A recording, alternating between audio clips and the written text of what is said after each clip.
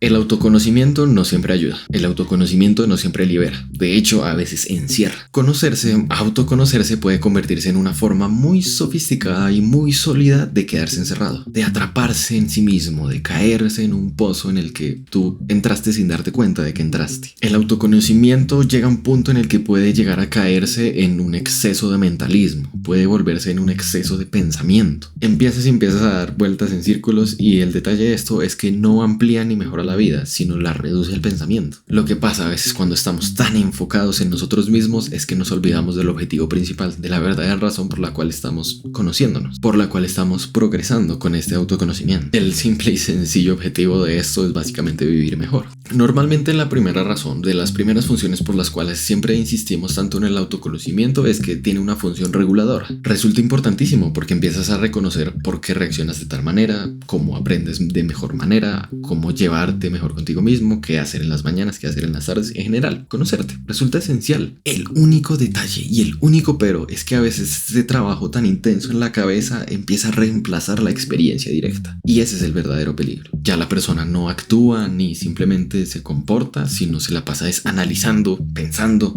limitándose y luego, si es posible, de pronto se comporta. Y esto ya ni siquiera es desde una perspectiva netamente conductual, como pueden ser estos videos. Esto ya lo dice hasta Freud. Y el insight, el sobrepensarse, el sobreconocerse por sí solo no cambia nada. Saber no equivale a cambiar. El yo perfectamente puede tener clarísimo cuál es su problema y aún así repetirlo. El pensamiento no es el motor psíquico, es solo una de sus tantas capas. Y entonces, si ya llegó el punto en el que tú sabes por qué reaccionas así y sabes que pensando te limitas, no siempre ese es el objetivo. Eso es lo verdaderamente peligroso. Eso puede ser relativamente incómodo. Tú sabes por qué reaccionas de tal manera, pero sigues volviendo a reaccionar de tal manera. Eso está bien. Ya hiciste el paso de dejar de ser ignorante, de conocer las razones. Pero ahora bien, eso no por sí solo va a producir un cambio. Pensar sobre sí mismo demasiado no garantiza moverse mejor en el mundo. Incluso puede llegar a ocasiones en las que limite. A veces el autoconocimiento empieza a funcionar como una cosa con la que evitas, una cosa con la que aprendes a no comportarte o en la que supuestamente bajo la excusa de que te vas a comportar mejor de una manera más racional, literalmente dejas de comportarte. Estás evitando. Y entonces mientras yo pienso antecitos qué hacer y cómo hacer, ya literalmente se fue la oportunidad.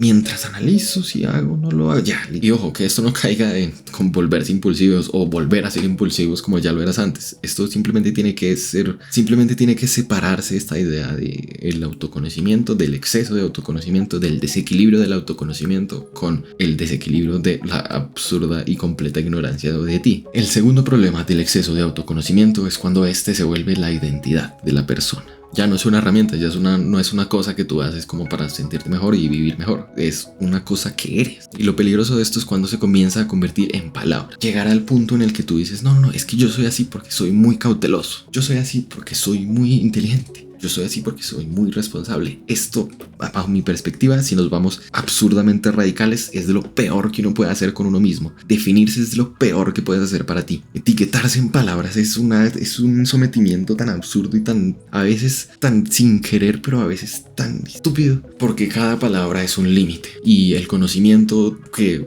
en un primer momento parecen ser lenguaje, que parece ser palabras, deja de abrir las posibilidades y empieza literalmente a cerrarte las puertas en la cara bajo esa etiqueta que te pusiste. Hasta Nietzsche criticaba con demasiada fuerza el exceso de conciencia. Una conciencia tan hipertrofiada, tan grande, tan absorta, tan sumergida dentro de sí, limita la existencia. Cuando todo se empieza, nada se encarna y el exceso de reflexión limita el impulso. Cuando el pensamiento no desemboca en vida, pierdes energía, se vuelve un peso y deja de ser una virtud. Ahora bien, en la psicología contemporánea, en la de hoy en día, ¿cómo definimos este ensimismamiento? Pues bueno, es básicamente una atención excesiva dirigida hacia el mundo interno que limita, que dificulta la interacción con el entorno. El sujeto está tan ocupado observándose y distinguiéndose y sabiéndose y notándose que deja de estar disponible para el mundo. Y entonces estoy todo el tiempo pensando cómo debo reaccionar ante absolutamente cualquier cosa. Baja mi papá, entonces, ¿qué le voy a decir? ¿Qué me está diciendo? ¿Por qué le quiero decir eso? ¿Por qué me va a decir eso? ¿Este man qué le pasa? Estás viendo una película y, uy,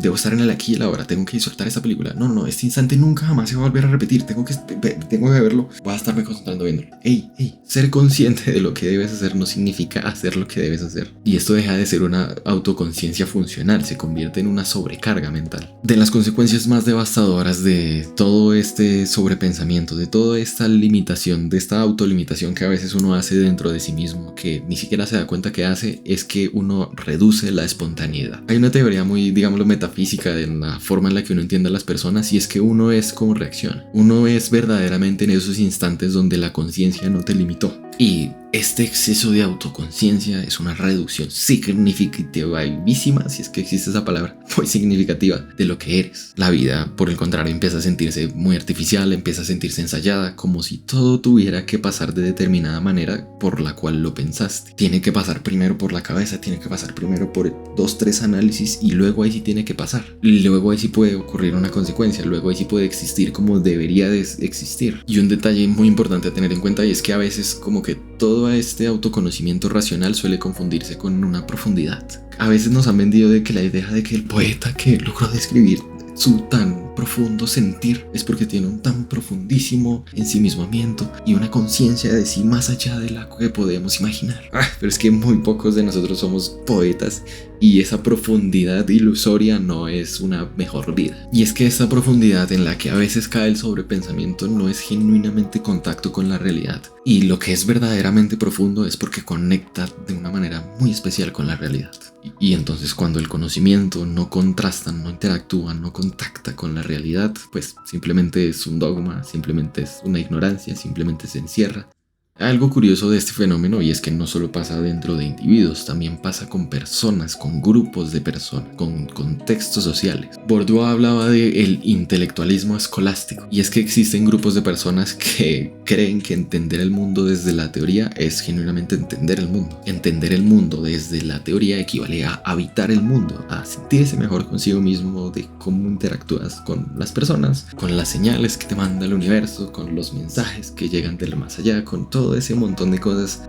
¿Hasta qué punto es conocimiento? ¿Hasta qué punto es contacto con la realidad? ¿Hasta qué punto genuinamente vives mejor con ese conocimiento? Con eso que sabes de ti, con eso que supuestamente sabes de ti, que alguien te dijo. ¿Hasta qué punto realmente es una vida mejor?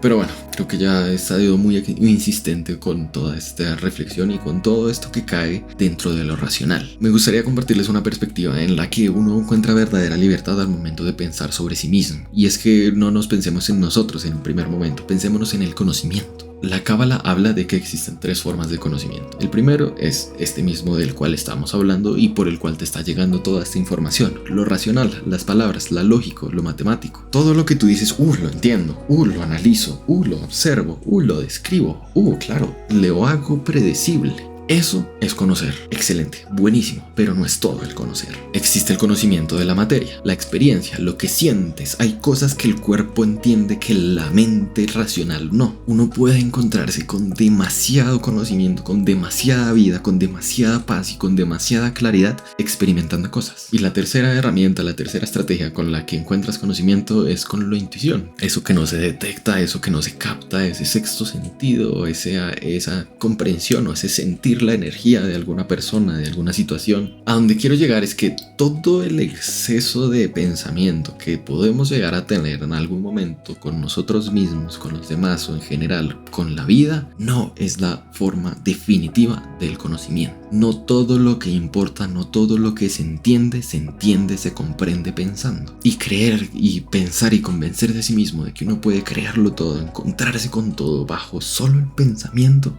es un error de ego. Y lo que pasa, muy en resumidas cuentas, con todo este montón de pensamiento y este montón de seguridad aparente que uno tiene cuando cree que con el pensamiento y con lo racional puede encontrarse con todo el conocimiento, es que llega al punto en el que te encuentres con una pared en tu cara. Y el verdadero punto, y lo que a veces no se nota de ese pared que tienes en la cara es que el mundo deja de ser el mundo y se vuelve un reflejo de tu pensamiento. Y el mundo no es para nada un reflejo de lo que creemos. El mundo es el mundo. Es un espacio en el que te encuentras con otras almas, con otras personas, con otra vida, con otra forma de pensar. El autoconocerse resulta esencial, pero al mismo tiempo el autoconocerse sin salir de sí mismo resulta incompleto. Pero bueno, ¿ha habido algún momento en el que tanto autoconocimiento, tanto ensimismamiento te ha limitado? Que creo que es el verdadero problema y lo más difícil, lo más incómodo que pasa cuando te das cuenta de que estás todo el tiempo constantemente contigo. ¿Te has sentido últimamente muy limitado por el que dirán las personas, por lo que dirás tú, por lo que es correcto, por lo que es incorrecto? ¿En qué situaciones? Me gustaría saberlo. Muchísimas gracias por ver, muchísimas gracias por llegar hasta acá. Responde la pregunta en los comentarios o cualquier otra cosa que quieras decirme, también la leeré. Muchísimas gracias por dejarlo. Espero les haya gustado, déjenme un like, recuerden suscribirse y espero estén muy bien. Gracias por ver.